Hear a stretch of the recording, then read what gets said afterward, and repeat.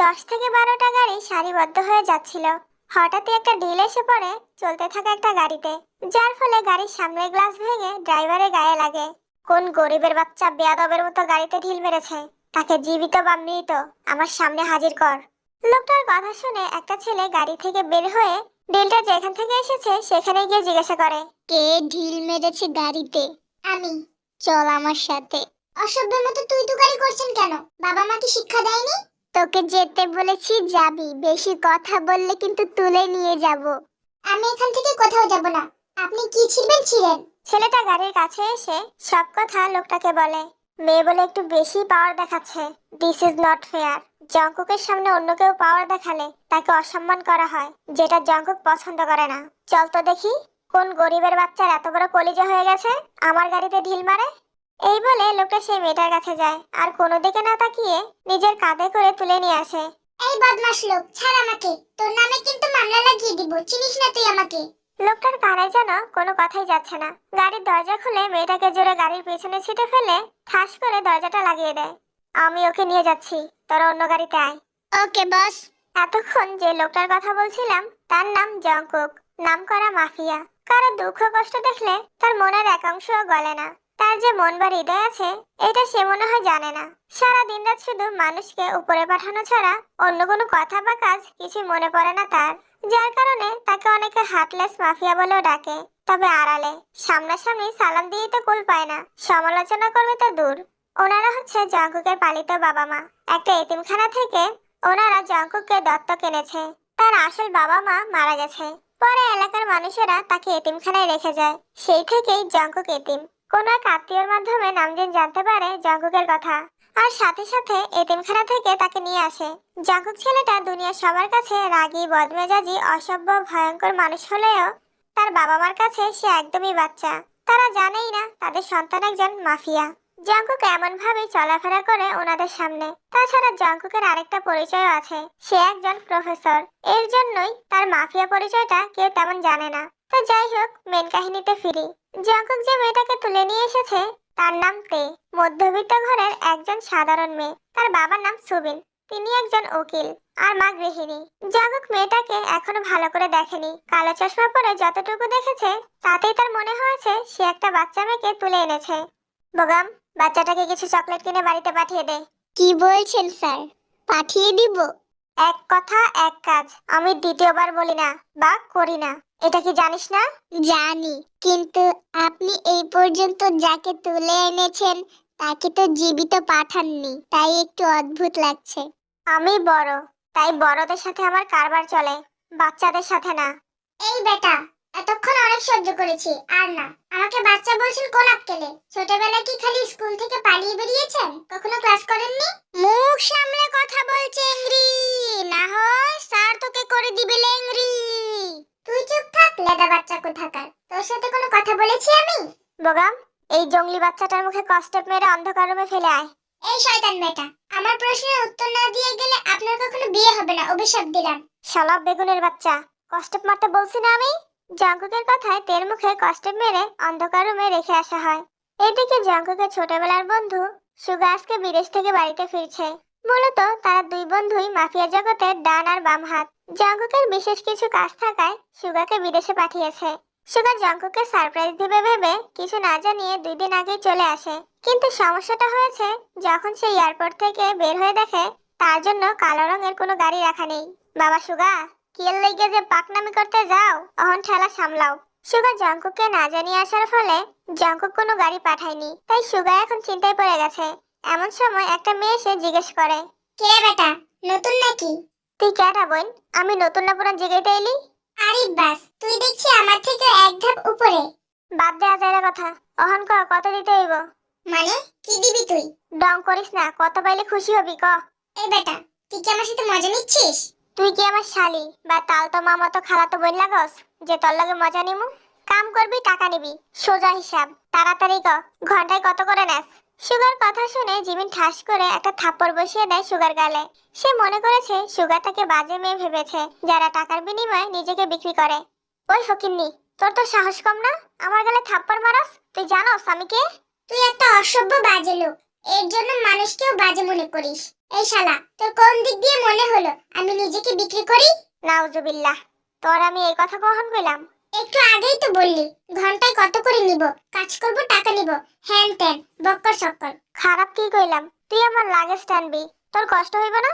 এর লেগে তো আগের থেকে দামাদামি কইরা নিতে চাইছি, যেন পরে গিয়ে বাড়াইতে না পারস। মহিলা মানুষ, কোনো বিশ্বাস নাই। তুই ব্যাগের জন্য টাকার কথা বলেছিলি? তো আর কি এর লেগে কমু? আমি তোর মতো খারাপ না যে উল্টাপাল্টা চিন্তা করবো। আমি ভদ্রঘরের ভদ্র পোলা। আচ্ছা, থাপ্পড়ের জন্য কি সরি বলা লাগবে? না, সুম্মা দেওয়া লাগবো। কি বললি? সামনে থেকে সর, দেরি হয়ে গেছে, বাড়িতে যাওয়া লাগবো। আশেপাশে কত জায়গা আছে, সেদিক দিয়ে যা। যাইতাছি, তার আগে এটা কো, তোর পেশা কি? চুরি করা। আসলেই? বাড়িতে গিয়ে দেখিস তোরা একটা দামি জিনিস চুরি হয়ে গেছে। টাটা। এইটা কি মাইয়া না তুফান? জ্বরের মতো আইয়া কি কইলো না কইলো, আবার তুফানের মতো গেল গা। গেলে গেছে, তাতে আমার কি? জঙ্কুকুর একটা ফোন দেই, সেফটি ছাড়া বাইর যাওয়া যাইব না। গুন্ডারা দেখতে পেলে টিভি চ্যানেলের খবর বানিয়ে দিব। অন্যদিকে জঙ্কুক মেয়েটাকে বাসায় এনে একটু চিন্তায় পড়ে যায়। হঠাৎ করে তার এই পরিবর্তন দেখে নিজে নিজেকে প্রশ্ন করে, কি ব্যাপার জঙ্কুক, এত বছরে কত মানুষকে তুলে এনেছিস, কই কারোর জন্যই তো তোর চিন্তা হয়নি? তাহলে আজকে না একটা বাচ্চা মেয়ের জন্য এত চিন্তা হচ্ছে তোর? স্যার, কি ভাবছেন? সুগা ভাই কতবার কল দিচ্ছে, ধরছেন না কেন? সুগা আমাকে কল দিচ্ছে কেন? উনি চলে এসেছে দেশে। কি বলছিস তুই? ওর তো আরো 2 দিন পরে আসার কথা। কি জানি ওই বিলের কি হয়েছে, মরার জন্য আগেই চলে এসেছে না জানিয়ে। বান্টুর বাচ্চা, মুখে লাগাম দে। কার সম্পর্কে কি বলছিস তুই? স্যার, ভুলে গিয়েছি, কি করব বলুন? উনি যে একা চলে এসেছে, এখন যদি শত্রুপক্ষ জানতে পারে তাহলে তো। চুপ, সুগার কিছু হবে না, ওকে আমি আনতে যাব। গাড়ি বের কর। এরপর জঙ্কুক গাড়ি নিয়ে বের হয় সুগাকে আনতে। ততক্ষণে শত্রুপক্ষের লোকেরা সুগার উপর হামলা করে বসে। বেচারা সবেমাত্র বিদেশ থেকে এসেছে, নিজের কাছে কোনো প্রকার অস্ত্র ছিল না। একটা গুলি সুগার শরীরে লাগতেই যাবে, তখনই জঙ্কুক সামনে চলে আসে, আর গুলিটা জঙ্কুকের বুকে লাগে। শত্রুপক্ষ সাথে সাথে দলবল নিয়ে পালিয়ে যায়। সুগা জঙ্কুককে হসপিটালে নিয়ে আসে। 24 ঘন্টা হয়ে গেছে, জঙ্কুকের এখনো জ্ঞান ফিরছে না। ধুর, আজকে এতগুলো জিনিসপত্র পড়ে যাচ্ছে আমার হাত থেকে। আমার কি প্রেসার লো হয়ে গেল? কি হয়েছে জিনু, শরীর বেশি খারাপ লাগছে? হসপিটালে নিয়ে যেতে হবে নাকি? না গো, তেমন কোনো সমস্যা নেই, কেমন যেন অস্থির লাগছে। সকালে খেয়েছিলে? হ্যাঁ, তোমার সাথেই তো নাস্তা করলাম। আমি বলছি, আপনার কি হয়েছে? কি ব্যাপার বান্টু, হাঁপাচ্ছ কেন? গুলির বুকে জঙ্কুক স্যার লেগেছে। কি সব বাজে কথা বলছো? মানে জঙ্কুক স্যারের বুকে গুলি লেগেছে। ও মা গো, কি কয় এই পোলা? আমার জঙ্কুকে কেন গুলি লাগবে? ও তো কারো ক্ষতি করে না। কি করে আর কি করে না সেটা শুধু আমরা কালো জগতের মানুষরাই জানি। আমার ছেলের গুলি লেগেছে, কই আমি তো একবারও বুঝতে পারিনি। নিজের ছেলে হলে ঠিকই বুঝতেন, বড় করেছেন তো পরের ছেলেকে, কলিজায় টান পড়বে কিভাবে? আজকাল তুমি একটু বেশি ফালতু কথা বলো বান্টু। ওগো চলো না, আমার ছেলেকে দেখে আসি। নামজন বউকে নিয়ে হসপিটালের উদ্দেশ্যে রওনা হয়। আর এদিকে সুগা জঙ্কুকের কাছে বসে হাতে হাত রেখে বলে, ছোটবেলায় রাস্তায় রাস্তায় থাকতাম, বয়স 9 কি 10, কোথায় যাবো কি করবো কিছু বুঝতে পারছিলাম না। তখনই তুই হঠাৎ করে আইলি, গাড়ির থেকে নামলি, আমার হাত ধরলি, আর আমারে নিজের বাড়িতেই না খাবারের থেকে শুরু কইরা কাপড় চোপড়, এমনকি তোর বিছানারও বাগ দিলি। আমি জানি না কোনো সম্পর্কবিহীন মানুষরা কেউ এত আপন করে নাই কিনা। তুই একবারের লেগেও জিজ্ঞাসা করস নাই আমি কে, কই থেকে আইছি। শুধু একটা কথাই কইছিলি, আমি নাকি তোর ভাই। আজকে সেই ভাইয়ের লেগেই তুই হসপিটালে। এই বোকা, তুই কি শুধু আমারে দিয়েই যাবি? এই জঙ্কুক, কথা বল ভাই, কথা বল। জীবনে প্রথম তোর ছাড়া নিজের অসহায় মনে হইতাছে। তুই ছাড়া যে কেউ নাই আমার। আজকে তুই আমার লেগে অচেতন হয়ে পড়ে আসস, আর আমি কিছুই করতে পারতাছি না। ওঠ না ভাই, এমনি পড়ে থাইস না, কষ্ট লাগে তো। সুগা জঙ্কুকের সাথে কথা বলছে আর অজরে কাঁদছে। ততক্ষণে নামজিন হসপিটালে চলে এসেছে। ডাক্তার, আমার ছেলে ঠিক হয়ে যাবে তো? বলুন না, ওর কিছু হবে না। আমরা তো গুলি বের করতে সফল হয়েছি, কিন্তু এখনো কেন জ্ঞান ফিরছে না বুঝতে পারছি না। এটা কি করে হতে পারে ডাক্তার? কেমন অপারেশন করেছেন যে আমার ছেলের জ্ঞানই ফিরছে না? কি লুকাচ্ছেন ডাক্তার? আমার ছেলের গুলি আদৌ বের করতে পেরেছেন তো? এমন সর্বনাশের কথা বলো না, আমার ছেলে কিছু হবে না, ও ঠিক হয়ে যাবে। মিস্টার নামজন, গুলিটা আপনার ছেলের বুকে লেগেছে, তাই হয়তো একটু সময় নিচ্ছে জ্ঞান ফিরতে। কেন সময় লাগবে এত? কোন লো ক্লাসের ডাক্তারকে দিয়ে আমার ছেলের অপারেশন করিয়েছেন বলুন? দেখুন, বাঁচা মরা সব আল্লাহর উপর। এখন ওনাকে ছাড়া আর কেউ বাঁচাতে পারবে না আপনাদের সন্তানকে। অনেকক্ষণ কান্না করার পর সুগা নিজের চোখের পানি মুছে বলল, যারা আমার ভাইয়ের এই অবস্থা করেছে তাদের কাউকেই আমি বাঁচিয়ে রাখবো না। তোকে কথা দিচ্ছি বন্ধু, তুই চোখ খুলে ওদের লাশ দেখতে পাবি। বলেই সুগা পা বাড়াতেই তার হাতে থাকা জঙ্কুকের হাতটা টান পড়ে। সুগা পিছনে তাকিয়ে দেখলো জঙ্কুকের জ্ঞান ফিরেছে। সে কি যেন বিড়বিড় করছে। সুগা ভালো করে বোঝার জন্য নিজের কানটা জঙ্কুকের মুখের সামনে নিয়ে যায়। সুগা, মেয়েটাকে বাঁচা। দেহ হালাই কয় কি, জ্ঞান ফিরতে না ফিরতেই মাইয়া ঘরে নিয়ে চিন্তায় পড়ে গেছে। কই আমারে কইব সুগা খুন খারাপি করতে যাইস না, পরে আমার মতো হাসপাতালে পড়ে থাকবি। ইরা না কই একবার মাইয়ারে বাঁচা।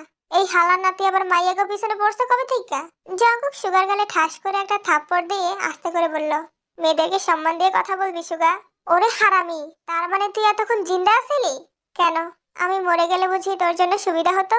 একটা থাপ্পড় দিয়ে গাছের কাউয়া উড়াই দিমু শালা। তুই আমার জীবনের 99% অংশ, তোরা ছাড়া আমি কেমনে সুবিধা ভোগ করবো ক? যাই বলিস না কেন ভাই, তোর ইমোশনাল ডায়লগ গুলো শুনে আমিও একটু কেঁদে দিয়েছিলাম, কিন্তু তোর গালি শুনে চোখের পানিগুলো আবারও ভিতরে চলে গেছে। শালা বন্ডামি বাদ দিয়া ক, কোন মায়ের কথা কইছিলি? তাহলে শোন, ডিল ফাইনাল করে রাস্তা দিয়ে যাচ্ছিলাম, এরপর গাড়িতে কে যেন ঢিল মারে। বাকিটা ডট ডট ডট ডট। কইতাছস কি বেটা? 2 দিন ধরে মায়ের আরে অন্ধকার রুমে ফালা রাখছস? আল্লাহই জানে মাইয়া জাতা আছে কিনা। তুই গিয়ে দেখ কি খবর।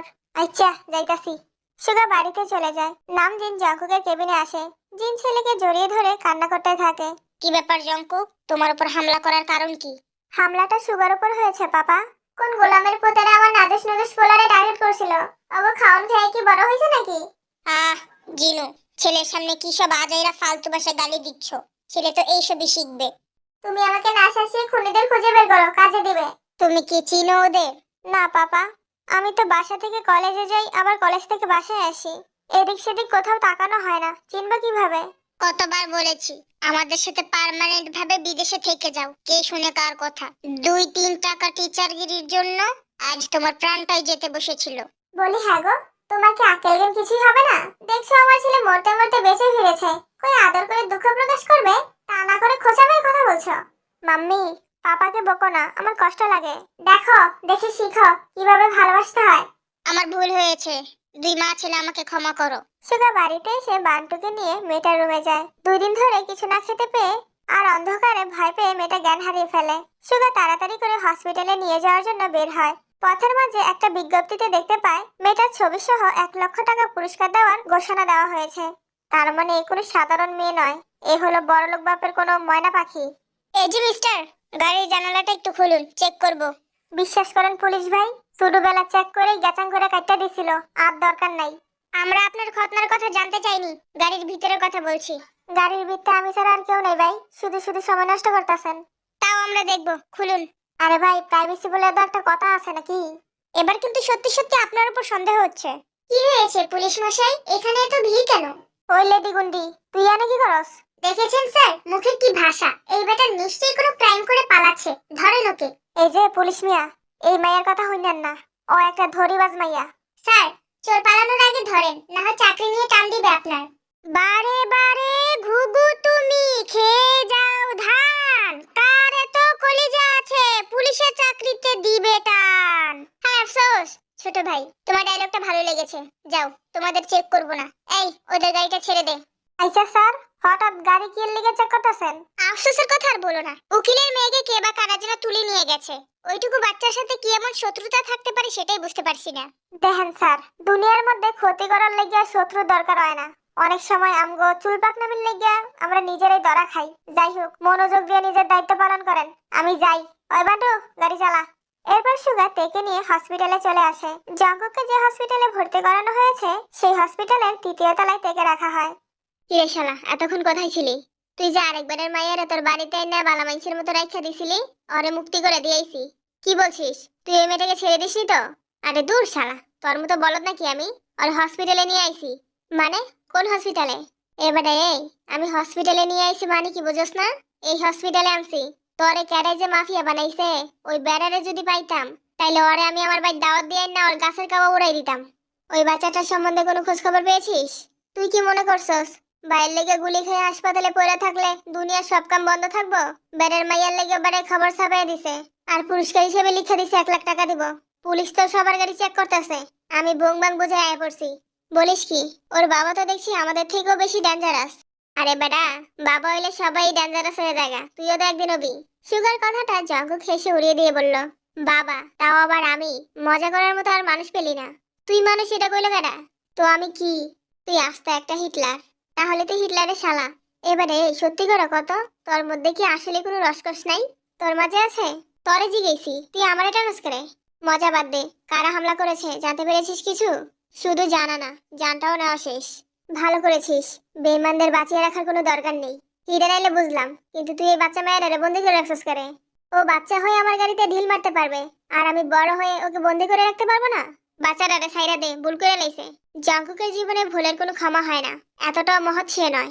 কতদিন সবার চোখের মধ্যে চশমা পরে রাখবি তুই, যতদিন প্রাণ আছে?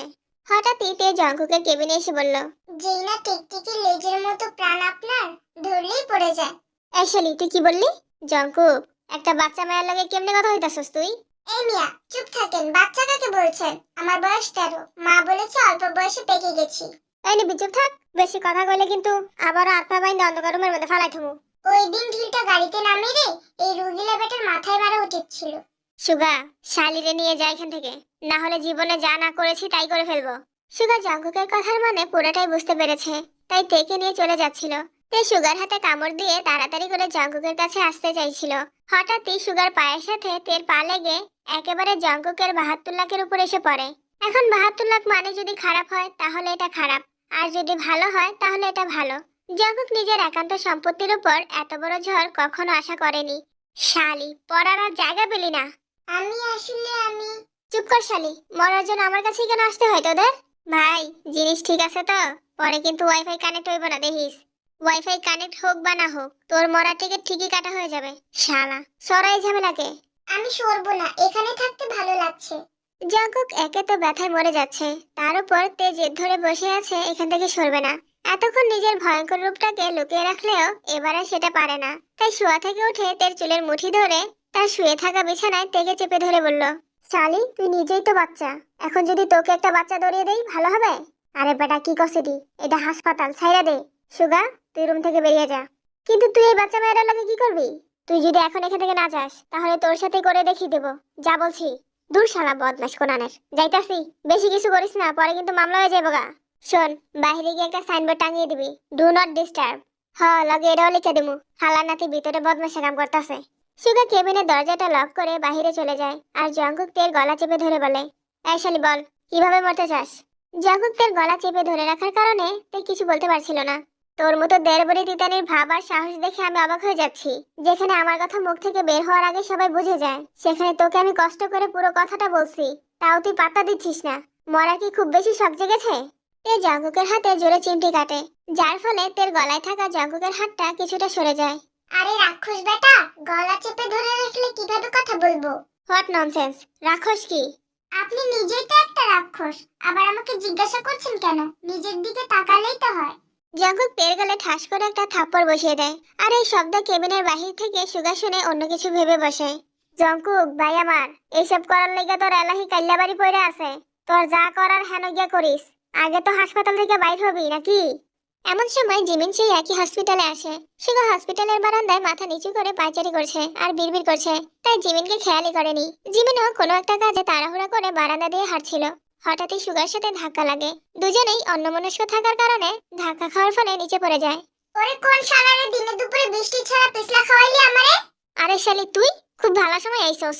এই বলে সুগা জিমিনের দুই কানে ঠাস করে চেপে ধরে ঠোঁটে কিস করা শুরু করে। জিমিন নিজের হাত পা দিয়ে সুগাকে ইচ্ছে মতো মারে, কিন্তু সুগার সেই মার যেন শরীরে লাগছে না। জিমিনকে কতক্ষণ এভাবে ধরে কিস করেছিল কোনো নির্দিষ্ট সময় আমার জানা নেই। একটু পর জঙ্কুক কেবিন থেকে বেরিয়ে সুগারের দৃশ্য দেখে মাথায় হাত দিয়ে বসে পড়ে। এতদিন ভাবতাম দুনিয়াতে শুধু আমি একাই খারাপ মানুষ, আমার মতো খারাপ ছেলে আর একটাও নেই। সুগা, তোকে তো আমি কখনো এসব ব্যাপারে চিন্তাই করিনি, কিন্তু তুই এটা কি করছিস? জঙ্কুক সুগাকে টেনে দূরে সরিয়ে আনে, কিন্তু সুগা জিমিনের দিকে বারবার চলে যাচ্ছিল। মনে হচ্ছে তাকে কেউ চুমুকের মতো টানছে। অবশেষে জঙ্কুক আর কোনো উপায় না পেয়ে আবারও কেবিনে চলে যায়, আর এক গ্লাস পানি এনে সুগার মুখে ছুঁড়ে মারে। মুখে পানি পড়ার পর সুগা হুঁশে ফিরে। ও হিটলার, এটা তুই কি করলি? আজকে আমার ইচ্ছে করতেছে থাপ্পড়ে মেরে তোর গাছের কাবা উড়াই দিতে। তুই শালা কি করতেছিলি এতক্ষণ? তার কোনো ধারণা আছে কি করতেছিলাম আমি? শালা ভন্ড বদমাশ কোথাকার, তোর যেহেতু এতই মেয়েদের প্রতি টান, বিয়ে করে নিচ্ছিস না কেন?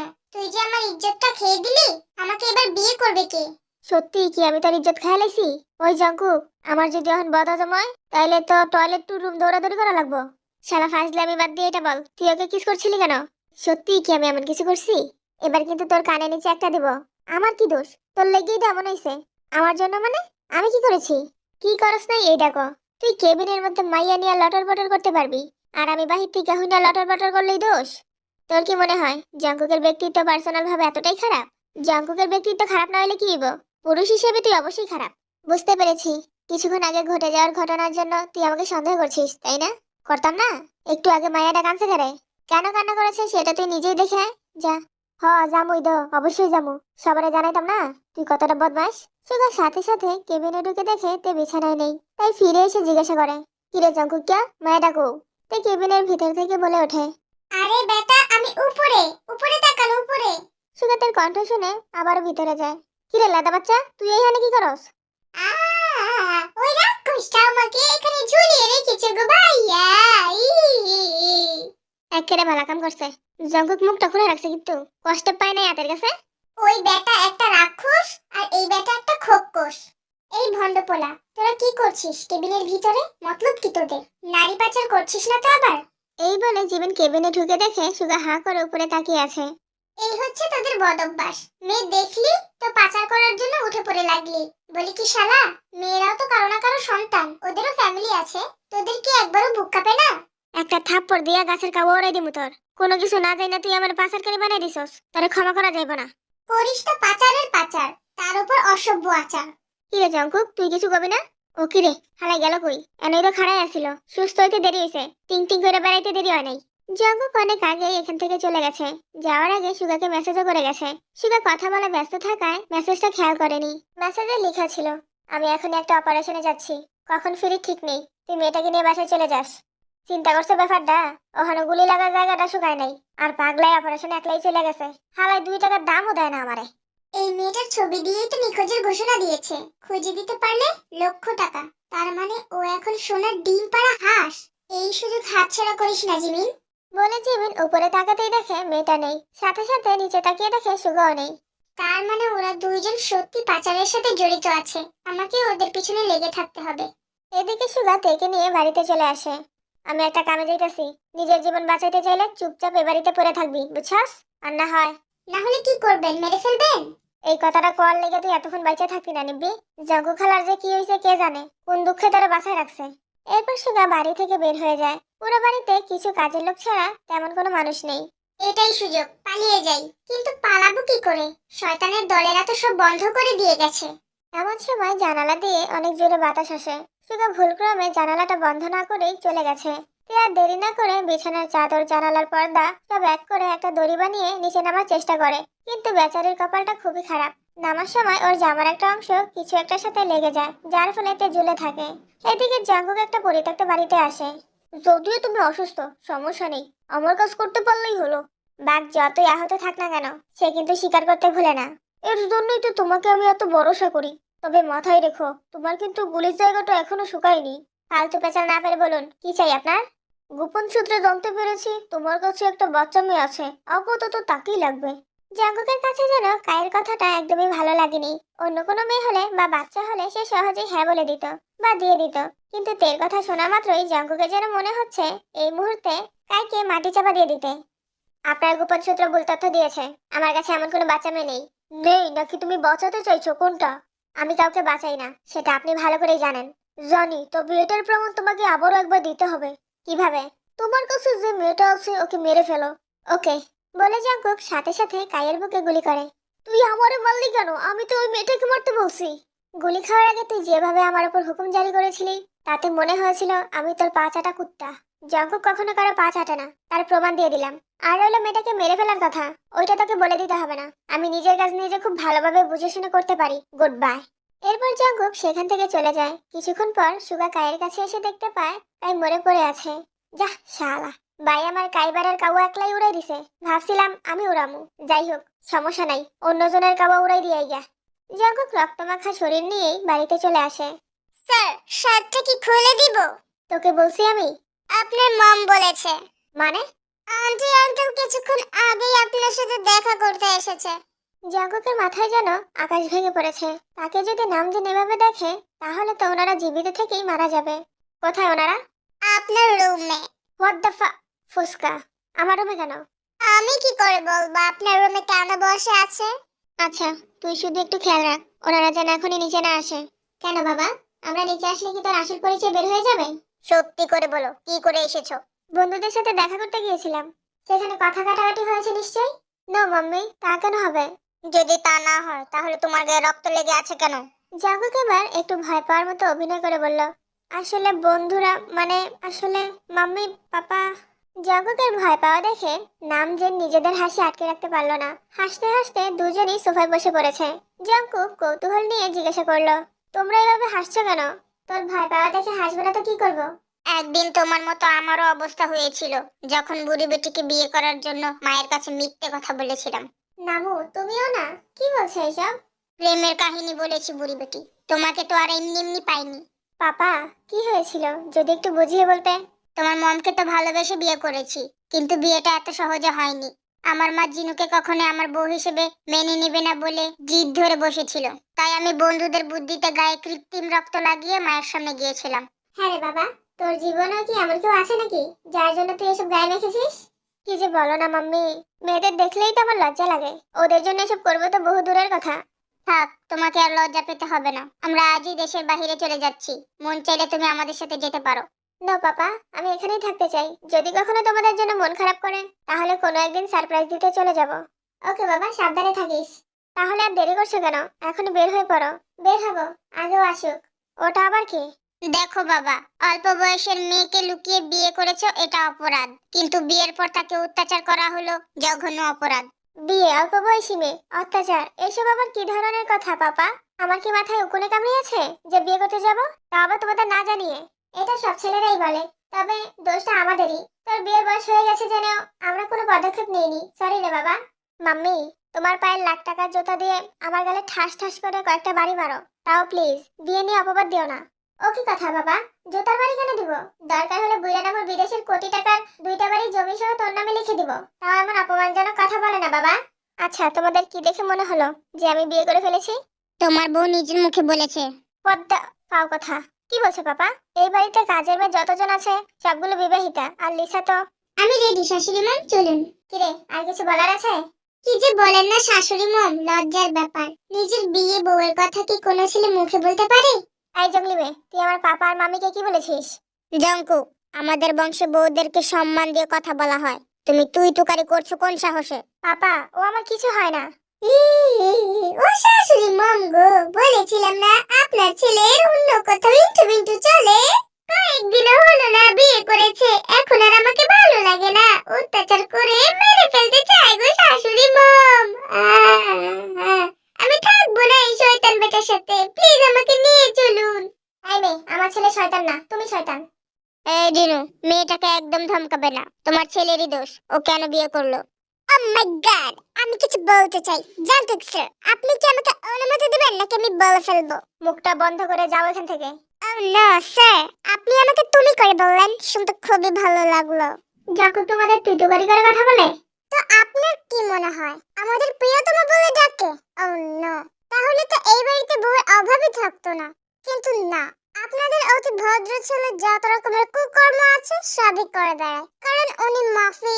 এমন সময় সুগা বাড়িতে এসে বলে ওঠে, মানলাম জঙ্কুক তোমার মাফিন কেক কিনা দেয় নাই, এর লেগে তোমার একটু কষ্ট লাগছে, তাই বলে জঙ্কুক নামে বদনাম করবা? কিসের কেক, কিসের কি? আসলে তো উনি একটা রাক্ষস। জঙ্কুক, কি হচ্ছে বাবা এসব? আমাদের সবটা খুলে বল। আসলে মাম্মি, কয়েকদিন আগে মেয়েটা আমার কাছে সাহায্য চাওয়ার জন্য এসেছিল। আমি সুন্দর করে বুঝিয়ে বলেছিলাম, কিন্তু ও শোনেনি। এই বাড়িতে জোর করে রয়ে গেছে। ও তো রুমে জানালায় ঝুলেছিল কেন? ও আমার রুমে জানালায় ঝুলেছিল? হ্যাঁ, আমরা বাড়ির ভেতরে ঢোকার সময় ওকে জানালার পাশে ঝুলে থাকতে দেখি। ভাগ্যের সময় মতো এসেছে, না হলে ও তো ওখান থেকে পরে হাত পা ভেঙে ফেলতো। আই পিচ্ছি, তুমি মারার জন্য জাঙ্কুক স্যারের রুমে কেন গেলে? শাশুড়ি মম, ওকে বলে দিন তো চাকরানি হয়ে রাজরানীর কাছে কৈফিয়ত চাচ্ছে কোন সাহসে? এই মেয়ে চুপ করো, বয়সের তুলনায় বেশি বেড়ে গেছো। তুই বিয়ে না করলে মেয়েটা মিথ্যে কথা বলবে কেন? সেটা ওকে জিজ্ঞাসা করো না মাম্মি। এই মেয়ে বলো, কেন মিথ্যে কথা বললে? আর তোমার বাড়ি কোথায়? কিভাবে এসেছো এখানে? আসলে আমি আপনার ছেলের গাড়িতে ঢিল মেরেছিলাম, তাই উনি আমাকে তুলে নিয়ে এসেছে। জিনু, এটা ছেলের ব্যাপার, ছেলেকে সামলাতে দাও, আমাদের দেরি হয়ে যাচ্ছে, চলো। আচ্ছা বাবা, তুই সাবধানে থাকিস, আমরা যাচ্ছি। এরপর নামজিন চলে যায়। তে ভেবেছিল জঙ্কুকের বউ বলে পরিচয় দিলে হয়তো তাকে তারা বাবার বাড়িতে যেতে দিবে, নয়তো নিজেদের সাথে নিয়ে যাবে। কোনো না কোনো ভাবে বাড়ি থেকে বের হতে পারলেই তে দৌড়ে পালাবে। কিন্তু জঙ্কুক তার খেলাকে উল্টে দিয়ে পাল্টে দিয়েছে। এখন শুধু ভাবছে জঙ্কুকের হাত থেকে কিভাবে বাঁচবে। লিসা, গরম পানি বসা। Oh no, গিরগিটির রং বদলানো শুরু হয়ে গেছে। কি বললাম আমি? লিসা জঙ্কুকের ধমক খেয়ে চলে যায়। আর তে চুপচাপ জঙ্কুকের সামনে দাঁড়িয়ে থাকে। বউ হওয়ার খুব শখ, তাই না? তাও আবার জঙ্কুকের। আজকে সব শখ মিটে যাবে। এই বলে জঙ্কুক তেকে নিজের কাঁধে তুলে রুমে নিয়ে যায়। অপরদিকে সুগা জানতে পারে তার উপর কে বা কারা অ্যাটাক করেছে। তাই নিজের বেড়াগিরির প্রমাণ দিতে একটা বাড়িতে চলে যায়। পাচার করি মাতারি, আমি হলাম কাইল্লা পাঠারি। তুই কাইল্লা পাঠারি হ আর সাদা পাঠারি, তাতে আমার কোনো সমস্যা নেই, কিন্তু তোর কাজকর্মগুলো খুবই বাজে। কই মাছের প্রাণ তোদের, সহজে মরিস না, আজ দেখবো কিভাবে ফিরে যাস। এই কে কোথায় আছিস, ওকে ধরে ফেল। কাইল্লার কথা শুনে সুগাকে কেউ ধরতে আসে না। কিরে গন্ডারের দল, কানের পর্দা কি মোটা হয়ে গেছে নাকি? কথা বললে শুনিস না? ওরা কেউ আসবে না কাইল্লা, মরার জন্য রেডি হ। আমাকে মেরে লাভ নেই, যারা তোর উপর হামলা করেছে পারলে তাদেরকে মেরে দেখা। ওই দিন তুইও তো ছিলি, তোকে ছেড়ে দিই কিভাবে? আমি শুধু হুকুমের কাজ করি, করাই না, তাই আমাকে মারলে তোর হাত ময়লা হবে, আর কিছুই না। হুম হুম হুম। হাত আমার মালা অনেক আগেই হয়ে গেছে, এখন না হয় আর একটু নোংরা করে নেই। অনেকদিন হয়ে গেছে লাল রঙের ধারে কাছেও যাওয়া হয় না, হাতেরও তো ইচ্ছে হয় তাজা তাজা রক্তের স্বাদ নিতে। এই বলে সুগা কাইল্লার মাথায় গুলি করে দেয়। মনের শান্তি বড় শান্তি, ভাল লাগছে ব্যাপারটা, খুব ভাল লাগছে। এই বলে সুগা গুলিতে ফু দিতে দিতে চলে যায়। অপরদিকে জঙ্কুক থেকে রুমে এনে ঠাস করে ফ্লোরে ফেলে দেয়। বাবা বাবা বাবা, আমার হাড্ডি গুড্ডি গুঁড়ো হয়ে গেল গো। এই হিটলারের নাতি, তোর বাড়িতে কি আটা ময়দা কিছু নেই? আমার হাড্ডির গুঁড়ো দিয়ে কেন রুটি বানাতে হবে? ই শালি গরিবের বাচ্চা, তোদের মতো নোংরা চিন্তা ভাবনা আমাদের নেই। রুটি খায় গরিবেরা, আমাদের মতো কাল্লা কাঠের মালিকেরা ব্রেড খায়, ব্রেড, বুঝতে পেরেছিস? গু খাতে হিটলারের নাতি। শালি, তোর তো সাহস কম না, আমাকে গু খাওয়ার কথা বলিস? এই নে ঠাস। তে থাপ্পড় খেয়ে ফ্লোরে পড়ে না থেকে সাথে সাথে উঠে জঙ্কুকের গালে পাল্টা থাপ্পড় দিয়ে বসে। জঙ্কুক তের দিকে ঝুঁকে থাকায় থাপ্পড়টা মারতে সুবিধাই হয় তের। আচমকা থাপ্পড় খেয়ে জঙ্কুক একদম থ হয়ে গেছে। এর আগে কখনো কেউ জঙ্কুকের গায়ে একটু টাচও করতে পারেনি, থাপ্পড় তো দূরের কথা। এই মুহূর্তে জঙ্কুকের রাগ এতটাই বেড়ে গেছে, যদি তের জায়গায় অন্য কেউ থাকতো তাহলে এতক্ষণে তার জানাজার ব্যবস্থা হয়ে যেত। কিন্তু জঙ্কুক থেকে গুলি না করে নিচ থেকে উঠে নিজের প্যান্টের বেল্ট খুলতে থাকে।